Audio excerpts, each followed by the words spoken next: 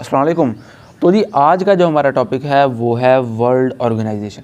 ये टॉपिक इतना ज़्यादा अहम है कि आप किसी भी कमीशन का जो पुराना पेपर है, चाहे वो एनटीएस ने लिया हो या पीपीएससी ने लिया हो या एफपीएससी ने लिया हो, उसको आप उठाकर देख लें। उसमें आप देखेंगे कि वर्ल्ड ऑर्गेनाइजेशन के बारे में, वर्ल्ड ऑर्गेनाइजेशन वाले टॉपिक में से 1 नंबर का क्वेश्चन लाजमी आया होगा। तो आज की इस वीडियो में हम जो वर्ल्ड ऑर्गेनाइजेशन वाला टॉपिक है इसको हम अच्छे से कवर करेंगे। तो एग्जामिनर जो है वर्ल्ड ऑर्गेनाइजेशन वाले टॉपिक में से 2-3 तरह से क्वेश्चन कर लेता है। एक तो ये वो पूछ लेता है कि मिसाल के तौर पर ये ऑर्गेनाइजेशन है, ये किस मुल्क में वाक़या है और उस मुल्क के किस शहर में वाक़या है। एक तरह से ये क्वेश्चन करता है। दूसरे तरीके से वो ये क्वेश्चन करता है कि ये ऑर्गेनाइजेशन कब बनी थी, इस ऑर्गेनाइजेशन का वजूद कब अमल में आया था। तो आज हम हर तरह से इस टॉपिक को कवर करेंगे। सबसे पहले हम देख लेते हैं कि वो ऑर्गेनाइजेशन जो जेनेवा में वाक़या है, हमने जो ऑर्गेनाइजेशन जेनेवा में वाक़या है उसको हमने एक साइड पे रख दिया है, जो वियना में वाक़या है उसको हमने एक साइड पे रख दिया है, ठीक है, ताकि आपको अच्छे से याद हो सके। ठीक है, आपने देखा हुआ कि आप जब याद करते हैं तो ये सारे जो आप मिक्स अप कर लेते हैं कि ये ऑर्गेनाइजेशन कहाँ पे वाक़या है, तो हमने आपकी आसानी के लिए उसको हमने एक सिलसिलावार हमने उनको रख दिया है। तो सबसे पहले हम देख लेते हैं कि जेनेवा में जो ऑर्गेनाइजेशन मौजूद है। जेनेवा जो है वो स्विट्ज़रलैंड का एक सिटी है, ठीक है। तो यहाँ पे जो है बहुत सारी ऑर्गेनाइजेशन वाक़या है। तो सबसे पहले हम इसको देख लेते हैं। जेनेवा में सबसे पहले जो ऑर्गेनाइजेशन है वो है international labour organisation. International labour organisation का जो वजूद है ये 1919 में अमल में आया था। अब एग्जामिनर जो है इंटरनेशनल लेबर ऑर्गेनाइजेशन में से एक तरह से और भी क्वेश्चन करता है कि वो कौन सी ऐसी ऑर्गेनाइजेशन है। अब आपने ये बात भी याद रखनी है, ये सभी ऑर्गेनाइजेशन जो है ना ये यूनाइटेड नेशन के ज़ेरे साया काम कर रही हैं, ठीक है। एग्जामिनर जो है वो इंटरनेशनल लेबर ऑर्गेनाइजेशन के बारे में सवाल पूछता है कि वो कौन सी ऐसी ऑर्गेनाइजेशन है जो यूनाइटेड नेशन के क़याम से पहले मौजूद थी। अब आपको पता है कि यूनाइटेड नेशन जो है वो 1945 में वजूद में आई थी। तो इंटरनेशनल लेबर ऑर्गेनाइजेशन जो है वो यूनाइटेड नेशन से पहले इसका वजूद मौजूद था, ठीक है। ये सबसे पहले लीग ऑफ नेशन के ज़ेरे साया काम करती थी। जब यूनाइटेड नेशन का वजूद अमल में आया 1945 में, तो ये यूनाइटेड नेशन के ज़ेरे साया काम करने लगे, ठीक है। तो इंटरनेशनल लेबर ऑर्गेनाइजेशन जो है इसका जो वजूद है वो 1919 में अमल में आया था। उसके बाद है world health organisation. World health organisation ये 1948 में इसको बनाया गया था। उसके बाद है general agreement traffic and trade, ठीक है, general agreement on traffic and trade. तो इसका जो नेम है ये बाद में चेंज कर दिया गया, मेरा ख्याल 1994 में इसका जो नेम है वो वर्ल्ड ट्रेड ऑर्गेनाइजेशन कर दिया गया था। तो इसका जो ये भी 1948 में इसका अमल जो है वजूद में आया था। उसके बाद इंटरनेशनल टेलीकम्युनिकेशन यूनियन, तो ये इसका जो वजूद है वो 1947 में अमल में आया था। उसके बाद वर्ल्ड मेट्रोलॉजिकल ऑर्गेनाइजेशन, ठीक है। तो इसका जो ये 1950 में इसको बनाया गया था इस ऑर्गेनाइजेशन को। तो ये भी जेनेवा में मौजूद है, ठीक है। इसका जो हेडक्वार्टर है वो जेनेवा में मौजूद है। उसके बाद United nation high commissioner for refugees, तो ये 1950 में, तो इसका जो हेडक्वार्टर है वो भी जेनेवा में मौजूद है। उसके बाद है United nation conference on trade and development, तो इसका जो हेडक्वार्टर है वो भी जेनेवा में मौजूद है और 1964 में ये बनी थी ये organisation. World intellectual property organisation, तो इसका जो वजूद है वो 1967 में अमल में आया था। तो इसका जो हेडक्वार्टर है वो भी जेनेवा में मौजूद है। अब आपने एक और बात याद रखनी है कि जिस ऑर्गेनाइजेशन के शुरू में वर्ल्ड आ जाए और एंड में ऑर्गेनाइजेशन आ जाए। अब देखें world health organisation, world organisation, और देखें वर्ल्ड ऑर्गेनाइजेशन, वर्ल्ड ऑर्गेनाइजेशन, जिसके शुरू में वर्ल्ड आ जाए और एंड में ऑर्गेनाइजेशन आ जाए, तो ये जो ऑर्गेनाइजेशन है वो जेनेवा में मौजूद है। आपने ये बात आपने याद रखनी है, ठीक है। दूसरी जो बात है वो ये है कि ट्रेड के बारे में जो ऑर्गेनाइजेशन है वो भी ज़्यादातर जो है वो जेनेवा में मौजूद है। आप देखें कि United nation conference on trade and development, ठीक है। उसके बाद जो है तो ट्रेड के हवाले से जो है वो भी ऑर्गेनाइजेशन जो है वो जेनेवा में मौजूद है। उसके बाद हम देख लेते हैं वियना में। अब वियना में जो है वो एक तो है international atomic energy commission, international atomic energy agency, तो ये भी है, ये वियना में मौजूद है। वियना जो है वो ऑस्ट्रिया का कैपिटल है।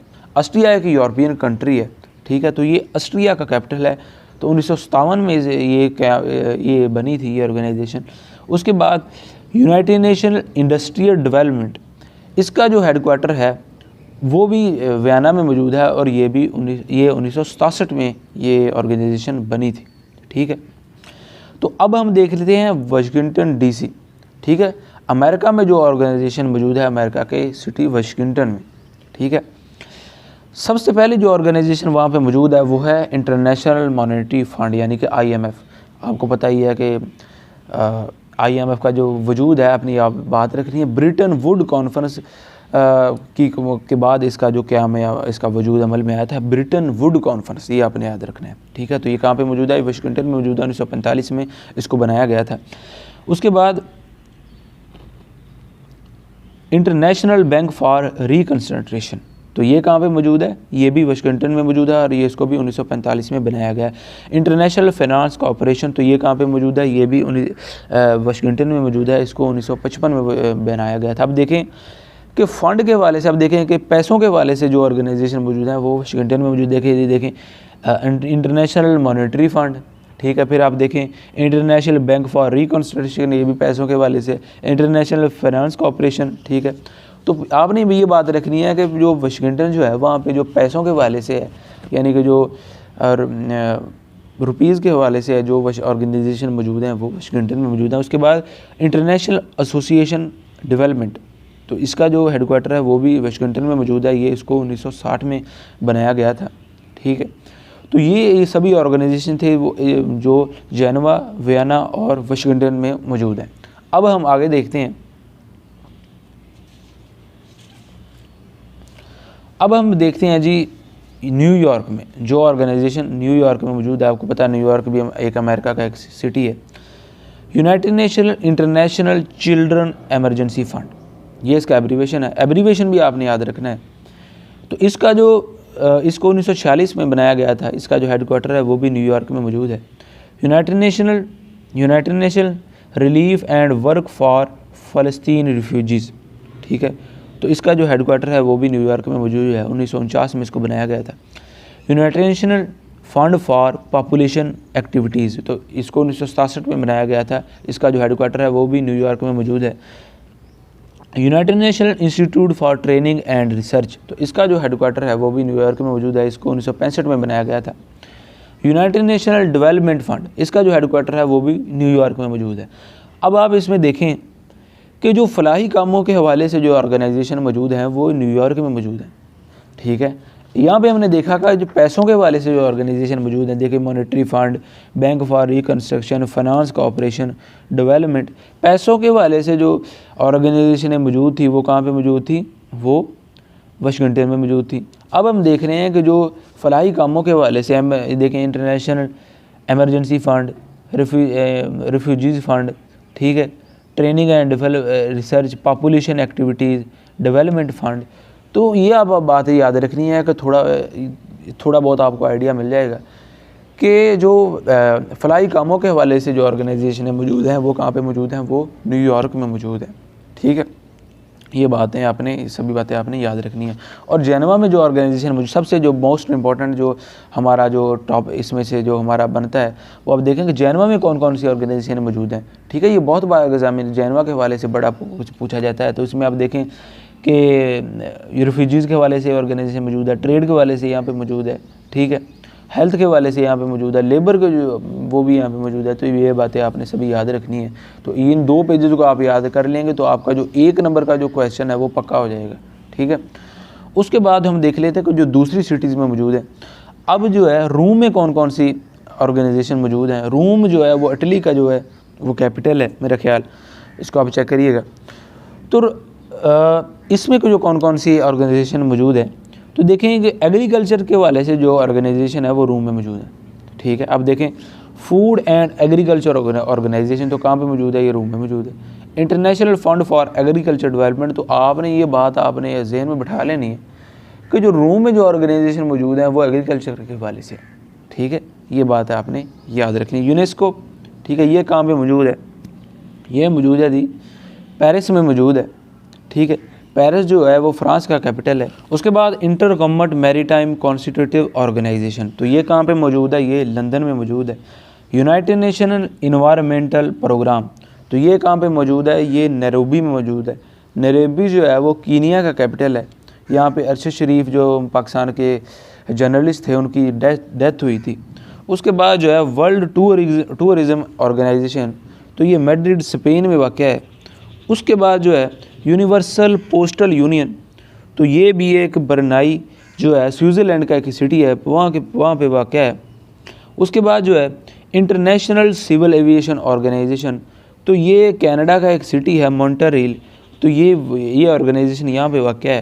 ठीक है, तो आपने ये जो सभी ऑर्गेनाइजेशन है ये यूनाइटेड नेशन के ज़ेर साया काम कर रही हैं। इनमें से जो एक ऑर्गेनाइजेशन है इंटरनेशनल लेबर ऑर्गेनाइजेशन, ये लीग ऑफ नेशन के ज़ेर साया काम करती थी, जो बाद में यूनाइटेड नेशन के ज़ेर साया काम करने लग गई। ये सबसे पुरानी जो ऑर्गेनाइजेशन है ये इंटरनेशनल लेबर ऑर्गेनाइजेशन है। बाकी जो है ये सभी ऑर्गेनाइजेशनें आप देखें कि इनका जो क़याम है वो 1945 के बाद आया था, यानी कि यूनाइटेड नेशन के वजूद के बाद आया था, आप चेक करें। ठीक है, तो ये जो है ये लीग ऑफ नेशन के ज़ेर साया काम करती थी ये ऑर्गेनाइजेशन।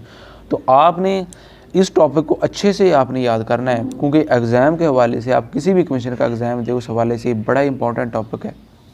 तो मैं उम्मीद करता हूँ कि आप इस टॉपिक को अच्छे से तैयार करेंगे। कल हम इंशाल्लाह आपको एक नया जो टॉपिक है उसके साथ हम मिलेंगे। अपना ख्याल रखिएगा। अल्लाह हाफिज़।